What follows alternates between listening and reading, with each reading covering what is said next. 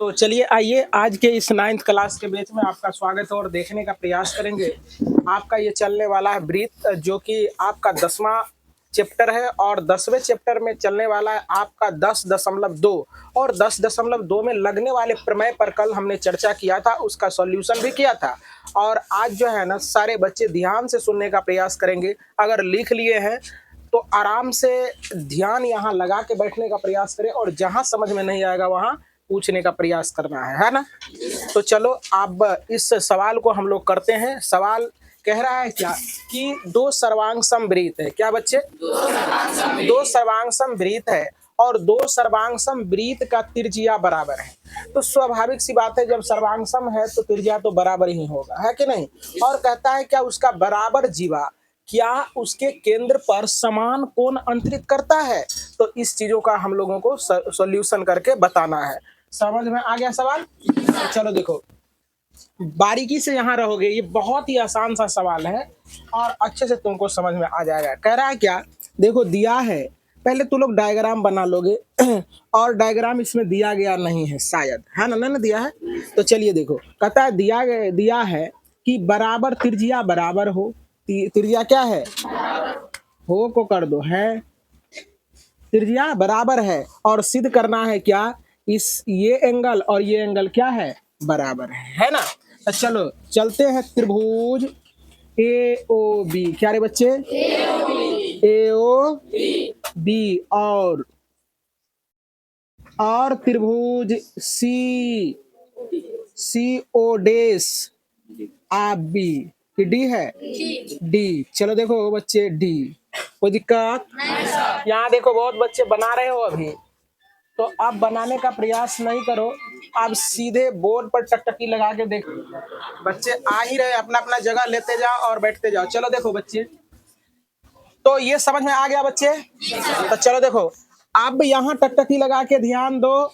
चलो देखो, अब हम जानते हैं बच्चे कि सर्वांग सम है दोनों वृत्त। क्या है बच्चे? सर्वांग सम है। तो त्रिज्या जो है बच्चे कि ओ ए बराबर क्या हो जाएगा, ओ बी, सॉरी यार, देखो इसका ये ए ओ और इसका ओ डे सी बराबर होगा ना, ओ डेस सी बराबर होगा बच्चे।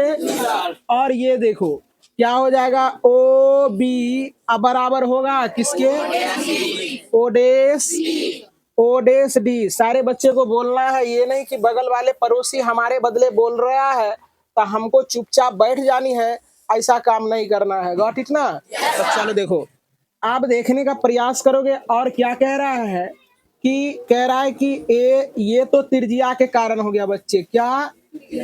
सर्वांगसम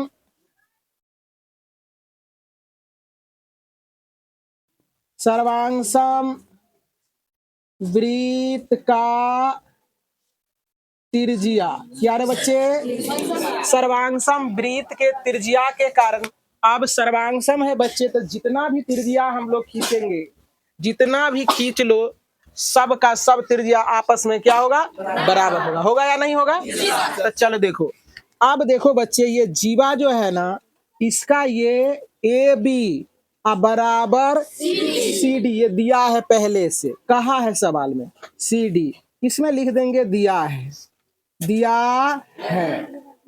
तो चलो बच्चे, इसमें कौन सा प्रमेय लग जाएगा आप बता तो इसीलिए बच्चे एस एस एस सर्वांग समता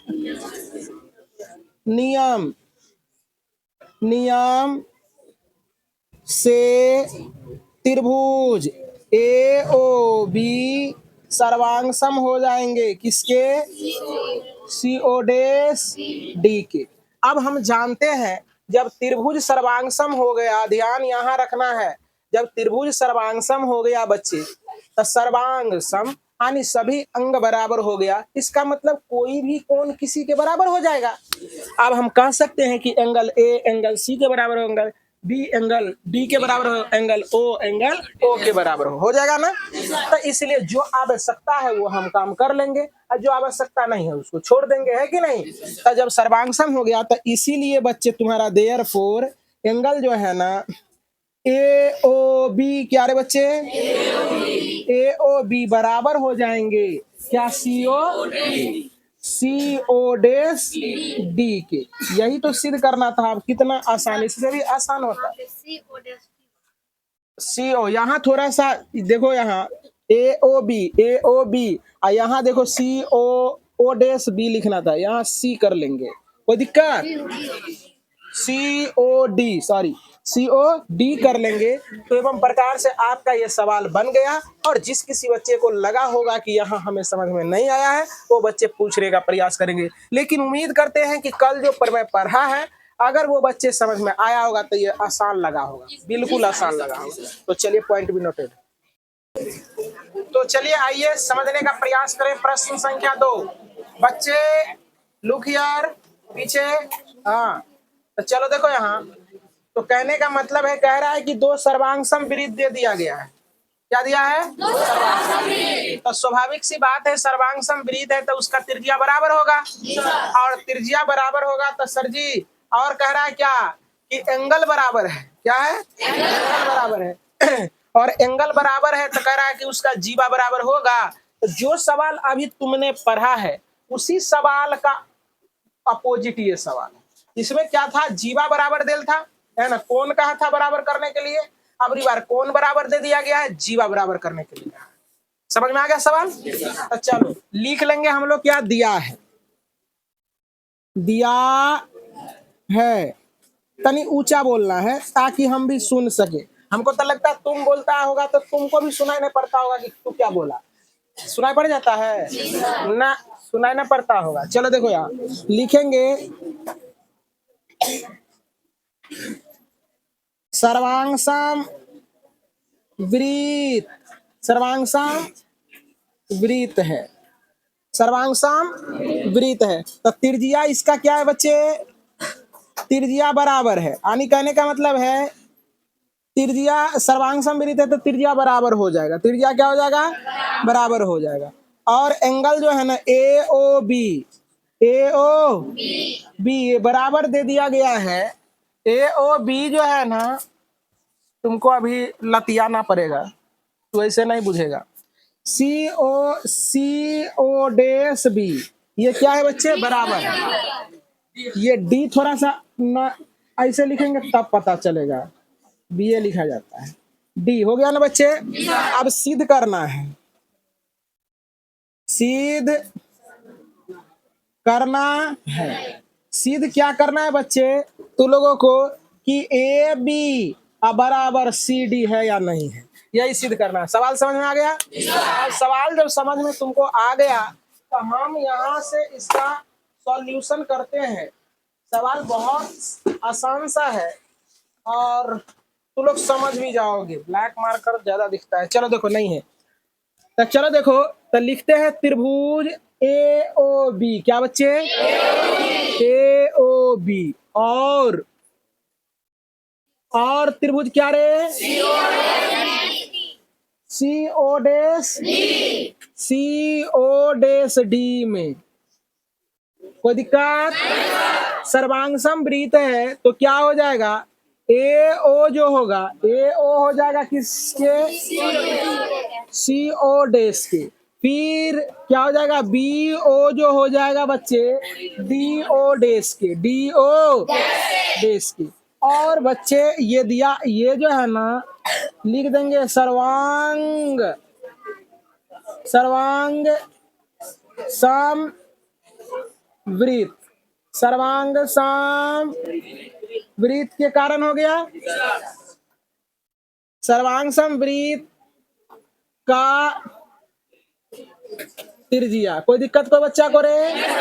और साथ ही साथ बच्चे एंगल जो है ना ए ओ बी, क्या ए ओ बी, ये बराबर दिया गया है सी ओ डैश डी की, ये दिया है, कोई बच्चा को दिक्कत, दिया है तो दिया है। तो बच्चे अब देखो इसमें कौन सा प्रमेय लग जाएगा, देखो दो भुजा बीच का कोण, दो भुजा बीच का कोण, दो भुजा बीच का कोण बराबर है ना, तो इसीलिए हो जाएगा, इसीलिए देयरफॉर कि SAS सर्वांग सर्वांग समता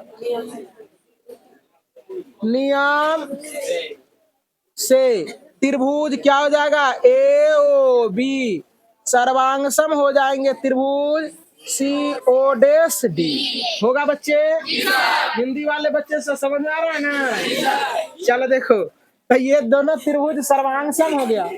अब देखो सर्वांगसम हो गया, तो सर्वांगसम का मतलब बच्चे सभी अंग बराबर, सभी अंग बराबर। जैसे सर्वांगसम का तात्पर्य ये होता है, कहेगा कोई पूछ देगा तुम लोगों को कि दो वृत्त सर्वांगसम कब होते हैं, तो कहना है जब उसका त्रिज्या बराबर हो। एक वृत्त का त्रिज्या कहेगा 5 सेंटीमीटर है और दूसरे वृत्त का त्रिज्या 5 सेंटीमीटर है, तो क्या सर्वांगसम होगा?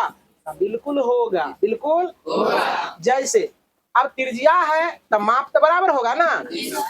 कहेगा एक हाथ दूसरे हाथ के सर्वांगसम होंगे। सर्वांगसम का मतलब एक हाथ दूसरे हाथ के सभी अंग को समान रूप से ढक देगा। देखो उधर से अब देखेगा तो यही ना दिखाई पड़ेगा, इधर पीछे वाला दिखाई पड़ेगा। इधर से देखो ढक दिया ना पूरे पूरे। ये अगर सुनो, एक है एक टकिया और एक है 2 टकिया, दोनों को अगर कवर करेगा, आजकल तो सिक्का जैसे तैसे बनने लगा है ना। पहले जो सिक्का बनता था 1 रुपया वाला सिक्का जो होता था थोड़ा बड़ा आता था और 8 आना समझता है तू लोग? अठन्नी बुझता है? 50 पैसा को 8 आना कहते थे। तो जब एक टकिया पर 8 आना को रखते थे तो पूरा पूरा ओवरलेप नहीं करता था, पूरा पूरा ढकता नहीं था, है ना। और जब अब एक टकिया सेम आकार का सेम ईस्वी में बना हुआ है, एक पर अगर दूसरे को ढक दो तो रख दो तो पूरा पूरा ढक लेता, उसी को कहते हैं बच्चे सर्वांग। क्या दुनिया में कोई भी आदमी सर्वांगसम है? ना बुझ रहा तू लोग, समझ में नहीं आ रहा ना तो जवाब आता। दुनिया में कोई आदमी सर्वांगसम है? नहीं है। क्या समरूप है? समरूप हो सकते, रूप एक जैसा हो सकता है लेकिन सर्वांगसम नहीं हो सकता। कहेगा सर जी सर्वांगसम देखे थे, अगर एक जैसा है तो हो सकता है किसी का नाक चिपटल होगा तो किसी का उठल होगा, कुछ ना कुछ अंतर होगा। किसी का आंख तनी सा बड़ा होगा तो किसी का छोटा होगा, किसी का हाइट तनी उचगर होगा तो किसी का निचगर होगा, है कि नहीं। किसी का मुंह तनी सा सुटकल होगा तो तनी सा भिथरल होगा, है कि नहीं। कोई गोरा होगा तो कोई काला हो सकता है ना रे। तो कुछ ना कुछ उसमें जो है ना भिन्नता दिखाई पड़ेगा। इसीलिए आदमी कोई एक दूसरे के सर्वांगसम नहीं हो सकते हैं, समरूप हो सकते हैं, है ना, या नहीं भी हो सकते हैं लेकिन सर्वांगसम नहीं हो सकते। तो ये दोनों सर्वांगसम हो गया बच्चे। तो सर्वांगसम हो गया तो सर्वांगसम त्रिभुज का सभी अंग बराबर हो गया, तो इसलिए जीवा बराबर ना हो जाएगा। तो इसीलिए बच्चे देयरफॉर कि AB बराबर क्या हो जाएगा CD। यही तो सिद्ध करने के लिए कहा था। और इसी के साथ ये एक्सरसाइज भी तुम्हारा हुआ क्या, फिनिश, खत्म।